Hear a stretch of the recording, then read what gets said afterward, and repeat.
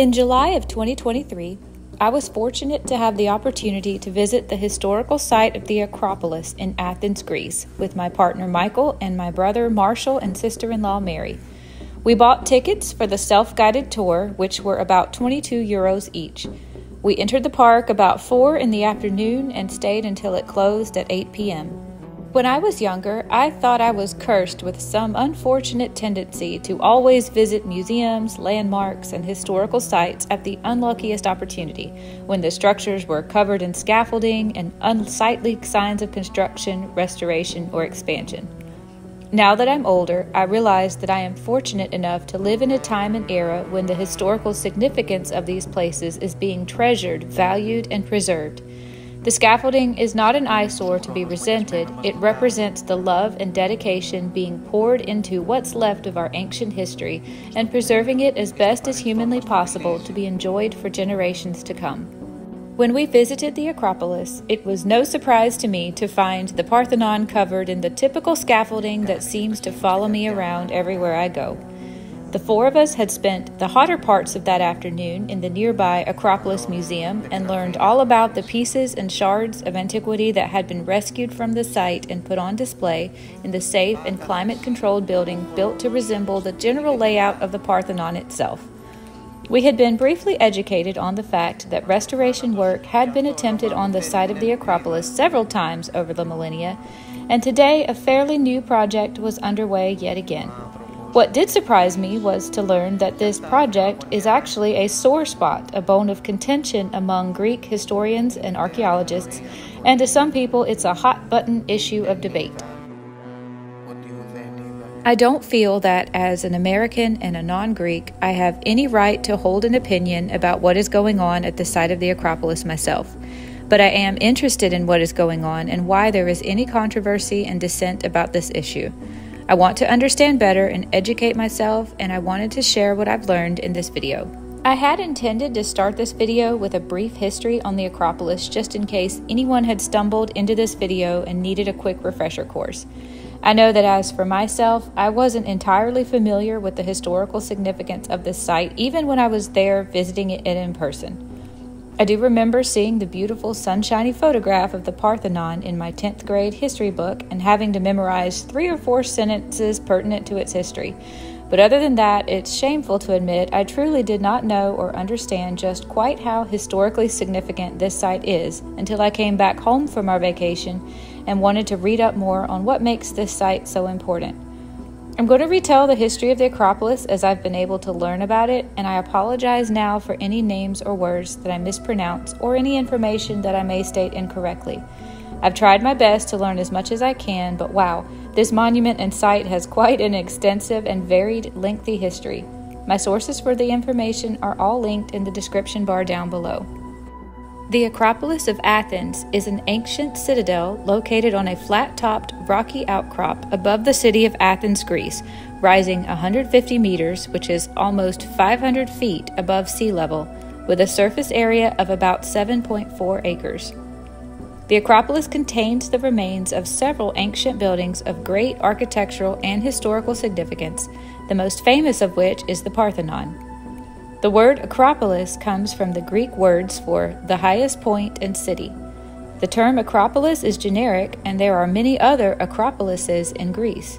During ancient times, the Acropolis of Athens was more properly known as the Cecropia, known after the legendary serpent man Cecrops, the supposed first king of Athens.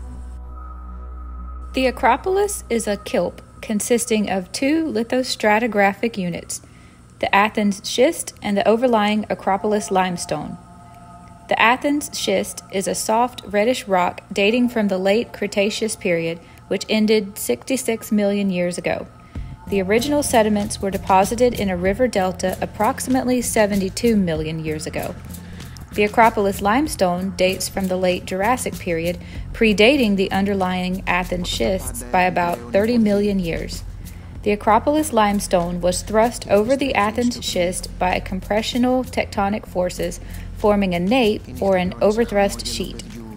Erosion of the limestone nape led to the eventual detachment of the Acropolis, forming its present-day feature.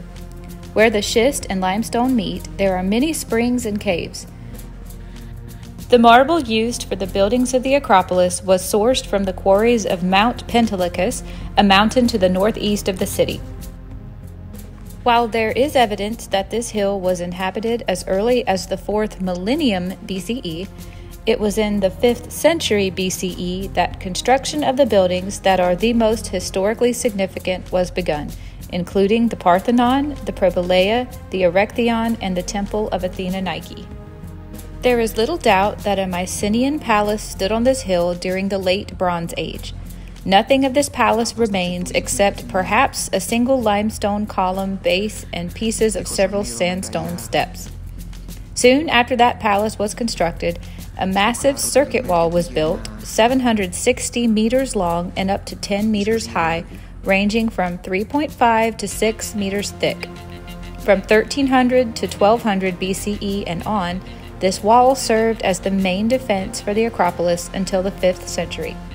The wall consisted of 2 parapets built with large stone blocks and cemented with an earth mortar, and it used typical Mycenaean conventions that followed the natural contour of the terrain. Its gate, which pointed towards the south, was arranged obliquely with a parapet and a tower overhanging the incomer's right-hand side, thus facilitating defense. There were 2 lesser approaches up the hill on its north side, consisting of steep, narrow flights of steps cut into the rock. Homer is assumed to refer to this fortification when he mentions the strong-built house of Erechtheion in his Odyssey. At some point before the 13th century BCE, an earthquake caused a fissure near the northeastern edge of the Acropolis. This issue extended some 35 meters to a bed of soft marl in which a well was dug. An elaborate set of stairs was built, and the well served as an invaluable protected source of drinking water during times of siege.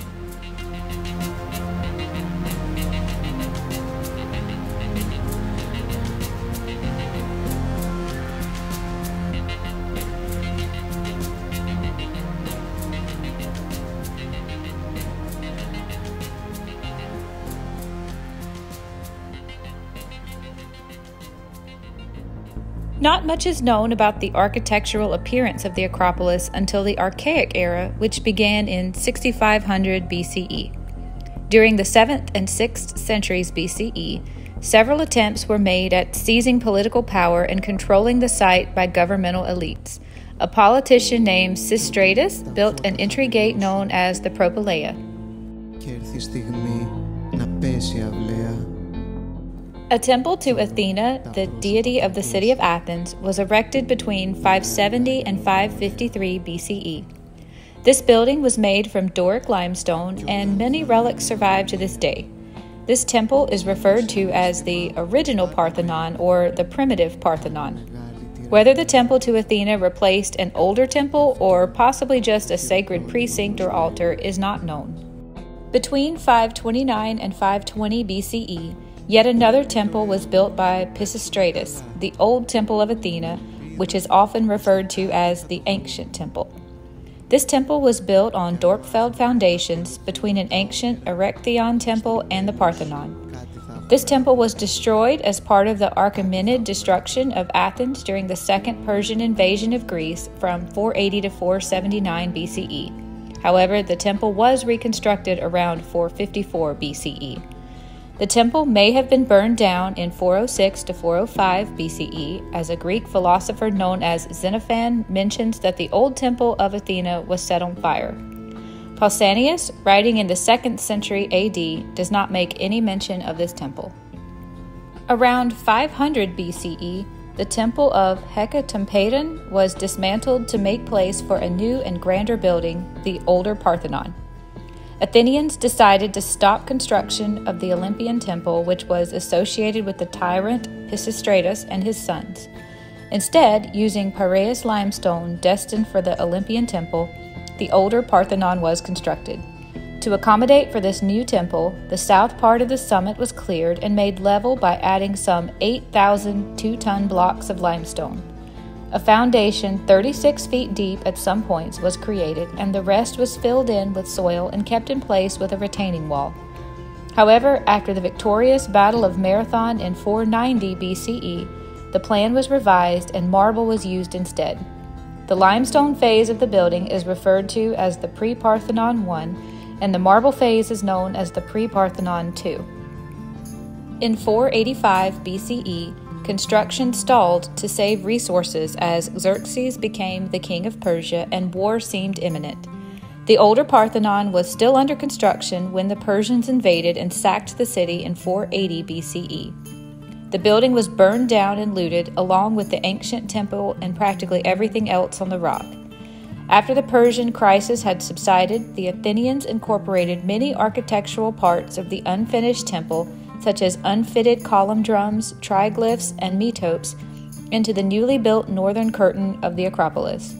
They served as a prominent war memorial and can still be seen today. The devastated site was cleared of debris. Statuary, cult objects, religious offerings, and unsalvageable architectural members were buried ceremoniously in several deeply dug pits on the hill, serving conveniently as a fill for the artificial plateau created around the classical Parthenon. The Persian debris was the richest archaeological deposit excavated from the Acropolis in 1890.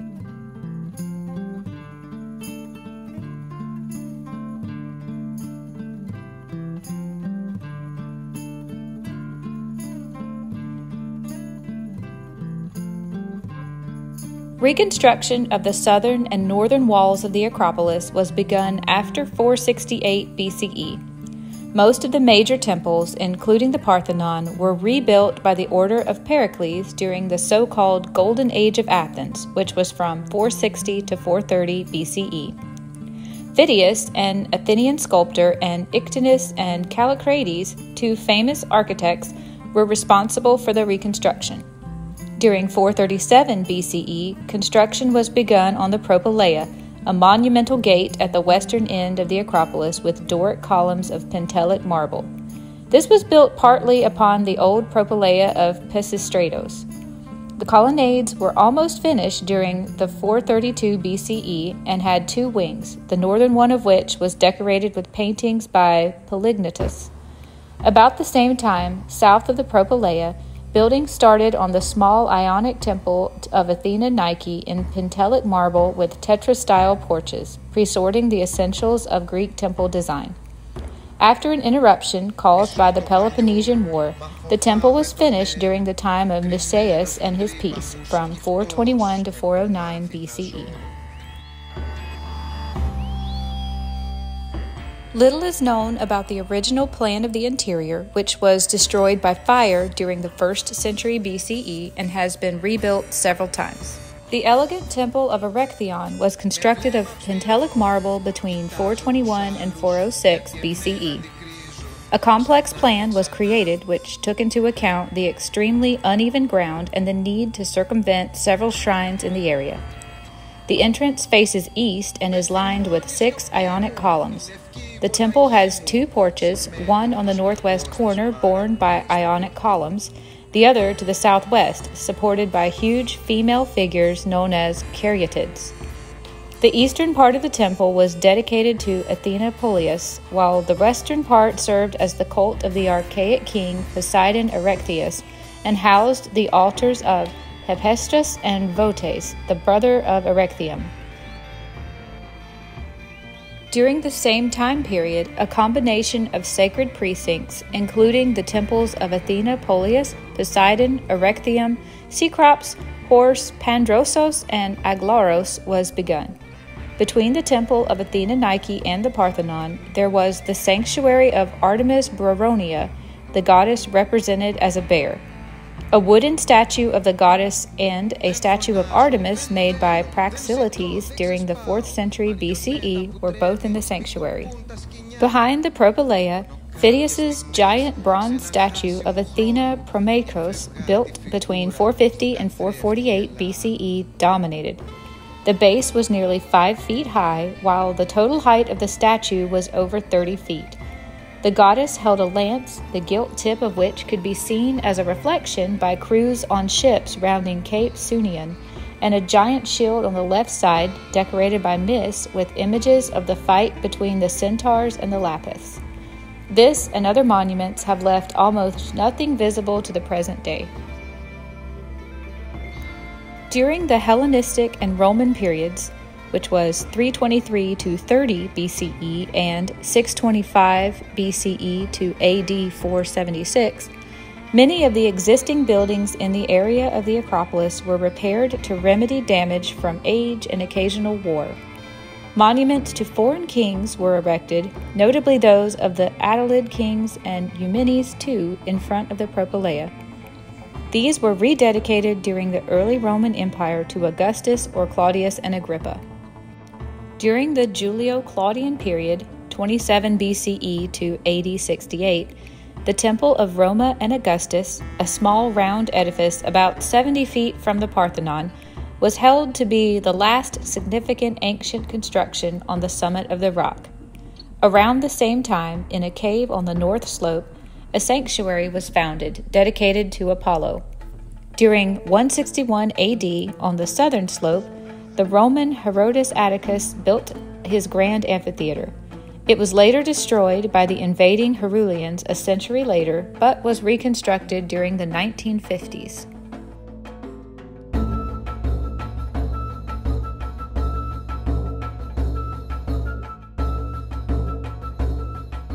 During the 3rd century AD, under threat from a Herulian invasion, repairs were made to the Acropolis walls, and the Boulay Gate was constructed to restrict entrance in front of the Propylaea, thus returning the Acropolis to use as a fortress.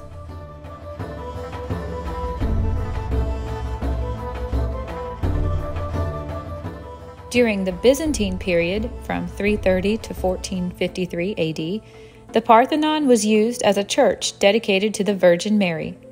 During the Latin Duchy of Athens, the Acropolis functioned as the city's administrative center, with the Parthenon as its cathedral and the Propylaea as part of the ducal palace. A large tower was added, the Franco-Pyrgos, which was demolished during the 19th century.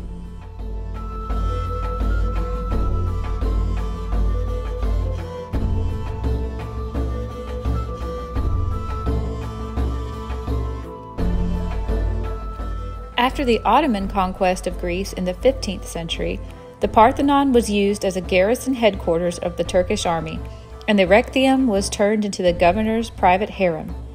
The buildings of the Acropolis suffered significant damage during the 1687 siege by the Venetians in the Morean War. At that time, the Parthenon was being used as a gunpowder magazine. It was hit by artillery shot and severely damaged in an explosion.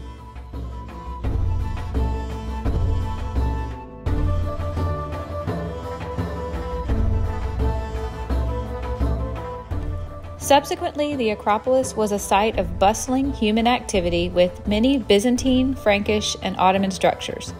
The dominant feature during the Ottoman period was a mosque inside the Parthenon.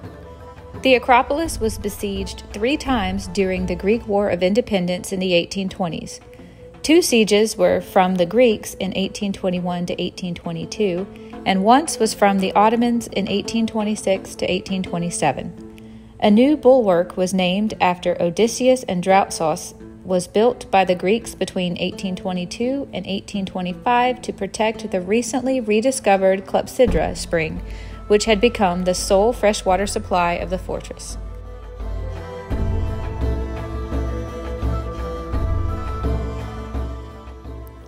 After independence, most features that reflected occupation of the Byzantine, Frankish, and Ottoman periods were cleared away from the site in an attempt to restore the monument to its original form. German neoclassicist architect Leo von Klenze was responsible for the restoration of the Acropolis in the 19th century. German soldiers raised the Nazi German war flag over the Acropolis in 1941 at the beginning of the Axis occupation of Greece. Liberation from the Nazi invasion was celebrated in 1944. Phew! I truly had no idea that the history of the Acropolis was such a long-winded story with so many different phases of history and changes to its design, ownership, and usage. With a better understanding of the complicated history that the Acropolis has endured, let's talk about this restoration project that is being so hotly contested.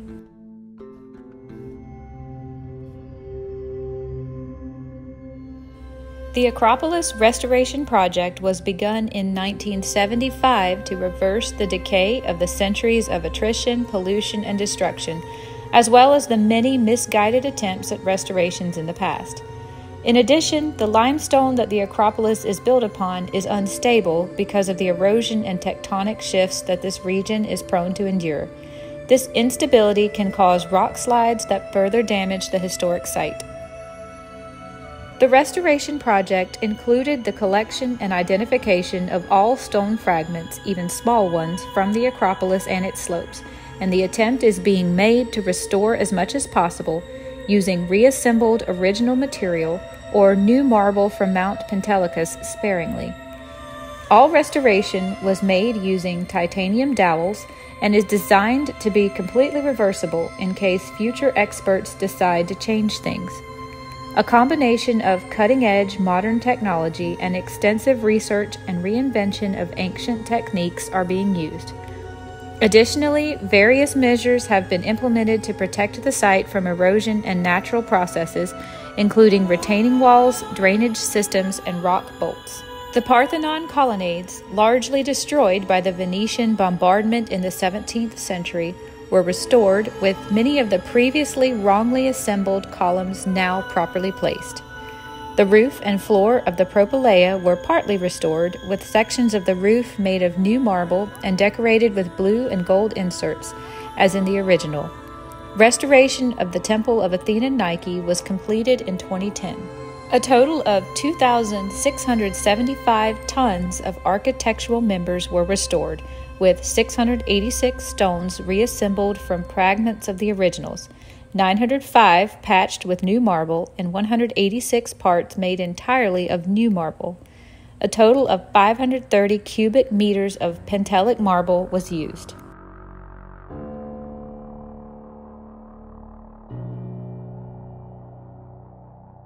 Trouble and debate regarding this project truly emerged in public consciousness in 2021. I learned a lot from an article titled, "In Athens, New Acropolis Renovations Threaten to Erase Ancient History," an article found online from brown.edu, an article that I am both quoting and paraphrasing. The article states that archaeologists across the globe, including one scholar at Brown, believe that the recent renovations at the iconic Athens landmark are promoting the site's classical past and ignoring the rest of its history. The Acropolis was closed for 5 months during the COVID-19 pandemic, reopening to the public in March of 2021. When it reopened, it was, quote, practically unrecognizable to a professor of archaeology and modern Greek studies at Brown University named Yannis Hamilakis. I hope I'm pronouncing his name correctly. Hamilakis was astounded to see that crews had paved over much of the rocky summit to create wide paths of reinforced concrete. The Committee for the Conservation of the Acropolis Monuments had deemed the work necessary to accommodate visitors with disabilities. The committee revealed in 2020 that it also had plans to reconstruct a Roman marble staircase on the site's western slope. I watched some YouTube commentary on the proposed marble staircase and have to admit I find the idea of that really interesting, as I can only imagine what it would have looked like and would have loved to see this. Hamilakis and other scholars have decried the renovations, saying that the committee's plans amount to a Disneyfication of the historic site that not only fails to meet modern accessibility standards, but also erases significant history from before and after classical antiquity. In spring of 2021, he joined hundreds of other scholars in making the case against these changes. Hamilakis explained that the global archaeological community was taken by surprise in the fall of 2020 when, in the midst of a national lockdown in Greece, they were notified that extensive work would be taking place, including laying out broad new pathways in concrete and cementing over large portions of the site. He claimed that the community was alarmed because they had not seen any prior study or report that indicated the Ministry of Culture and Sports was planning this work. Typically, work on an ancient site such as the Acropolis, which is so iconic that its most celebrated monument, the Parthenon, inspired UNESCO's logo, doesn't take place until the global community of conservators and architects discuss and debate it extensively. He feels that the ministry took advantage of the national lockdown in the middle of the COVID-19 pandemic to conduct this work mostly in secret. When archaeologists were first allowed to visit the site and see the work briefly in November 2020 or in the spring of 2021, they were shocked by the extent and type of the interventions. Most of the Acropolis's non-built area, the parts of the site that aren't currently occupied by conspicuous monuments, is now paved over with concrete, some of it reinforced. The ministry says it also has plans to expand the concrete paving in the southern part of the site and create a series of concrete terraces on the western side.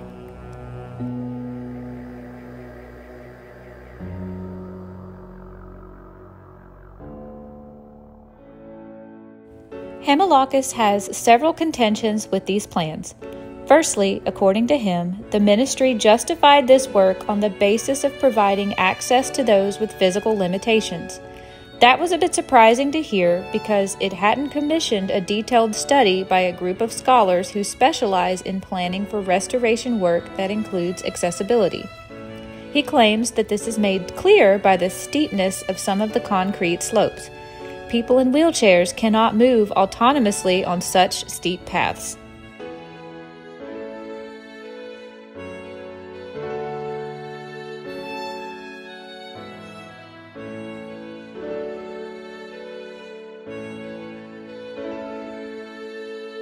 Secondly, paving over the rock with reinforced concrete casts aside the notion that the plateau of the Acropolis is an important monument in and of itself. The natural rock has traces of activity, like cuttings and workings, that archaeologists use to understand people's interaction with this space throughout history. People still refer to the Acropolis as the Holy Rock. The very geology of the place is important in the Greek public imagination. Reinforced concrete not only covers up, but also damages this rock. Thirdly, the head of the Restoration Committee has said that his vision is the recreation of the Acropolis in the image of the 5th century BCE at the height of classical Athens' golden age.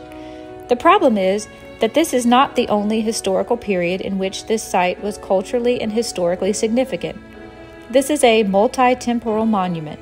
In the late Bronze Age, around 1500 BCE, the Acropolis was an important Mycenaean citadel and the site of a Mycenaean palace, and there is still physical evidence, mostly in the form of the fortification walls. Through the Roman and Byzantine periods, structures on the Acropolis served as administrative centers, churches, and fortresses. At the time of the Ottoman Empire, the site had what one 17th century traveler called the most impressive mosque in the world, and there was an extensive cemetery on the western slope where saints and prominent Muslim leaders were buried. Those who visit the site today would have no idea that they are walking over the graves of people of Muslim faith. A few tombstones from that period were salvaged and displayed in a protective metal cage, but there's no signage to provide context. There are an increasingly large number of scholars who study various facets and historical eras of the site, but what's missing is Greek officials' appetite to integrate this scholarship into signage and brochures for the public.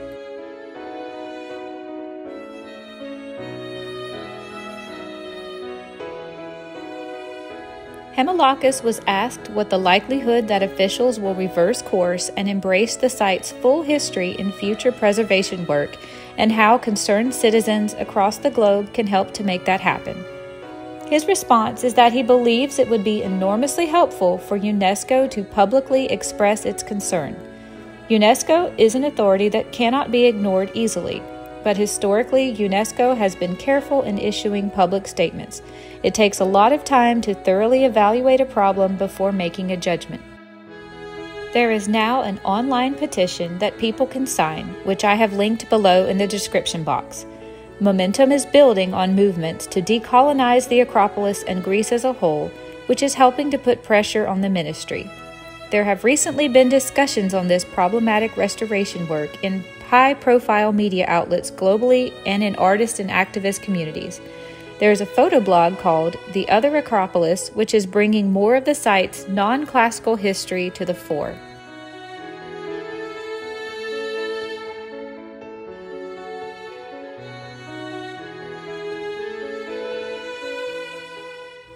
Haemolakis also believes it is important to be aware of what Greek society looks like today as a beautiful country of diverse heritage and differing backgrounds. For instance, one of the most famous Greeks in the world today is a celebrated NBA player of Nigerian Afro-Greek heritage, Giannis Antetokounmpo. That is a sign of the times, and it demonstrates that the current vision for the Acropolis is out of sync with what the nation has become socially and politically. We need a monument that can speak to the new Greeks, says Haemolakis, who come from many different backgrounds who want to see part of themselves represented in the Acropolis. There are plenty more opinions from qualified professionals online if you are further interested in exploring this topic, but I think that's where I will end this video. I'm out of footage, and I think I've said everything that I need to say. In my opinion, I was originally disheartened to see the scaffolding and then changed my mind and was excited to see that the Parthenon is being restored. But I can totally understand the opinion of these archaeologists who feel that some of the history of the Acropolis will be erased if we have one vision in mind of what the Acropolis and the Parthenon and all of these structures are supposed to look like. I fully support measures to embrace all of the different phases that the Acropolis has been through over its extensive history and represent each and every type of person, religion, and culture that has been represented here. I hope that UNESCO puts out a statement if that would be helpful, and I also hope that enough people sign the petition that the ministry will take these concerns into consideration and halt any effort to erase what history we do have left at this awesome, amazing historical site. I hope you enjoyed this video, and I will see you again in another one.